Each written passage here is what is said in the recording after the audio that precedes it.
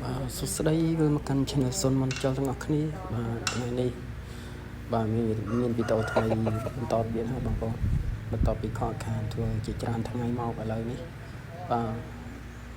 បង្ហាញបាទនេះសម្បល់មេបងប្អូនមិនមែនណាមុនទេមែនណាមួយសម្បល់មេមុនទេតែនេះពុះមួយវានឹងមួយមុនបាទពុះមួយនឹងខ្សែលោះមុនណាហើយអានេះខ្ញុំទៅតាកាត់បាទអានេះពុះមួយវាទុកវាមួយនោះទុកវាដល់ឡែកហើយបាទតែយកមកបងប្អូនបង្ហាញមួយនេះវិញនេះក៏ពុះមួយវាដែរបាទនេះទៅតាកាត់នងពីក្រោមបាទបន្តពជាទៅតាកាត់វាចាញ់បាទបាទមកនេះវៀតណាមគេហៅថាស៊ីវហ្គាស៊ីវហ្គាឡៃស៊ីវបងប្អូនបាវីឈ្នះ4ដងបាទនេះក៏ទុយបាសបាទទុយបាសនេះទៅញ៉ៅតែវានៅស្ទើបងប្អូនហើយទៅតែបាទនិយាយទៅជិត9ខែដែរ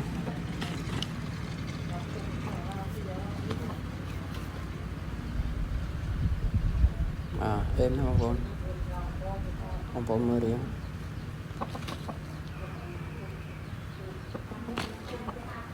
ថាឡាំឃើញល្អហើយបងប្អូនទៅមើលរោងមន់ខ្ញុំ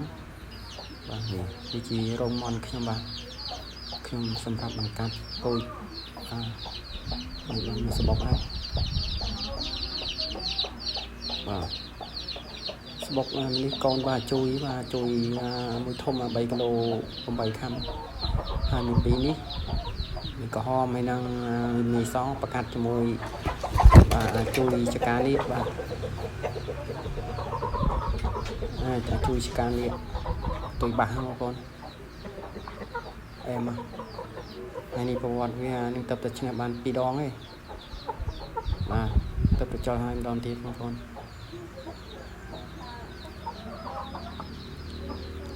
នេះទៅឈ្នះបាន2ដងបងប្អូន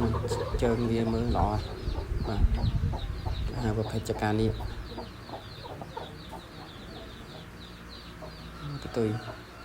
វាចកតុយនេះកាត់ចេញខាងពីមុនមកបាសវែងឬបាសត្រង់វាទៅយកបាសអត់ធ្លាក់មកពងវាទៅពីសបុក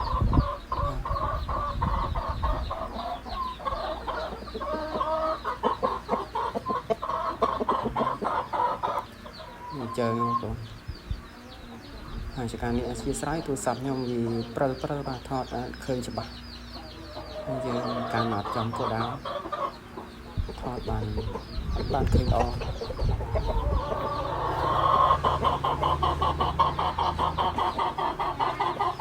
បាននេះបងប្អូនត្រូវការ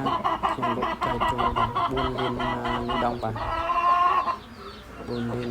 លីដងនៃវៀតណាមជាចុងក្រោយជួយ Subscribe trên YouTube ខ្ញុំអ្នកធ្វើផងបាទសូមអរគុណ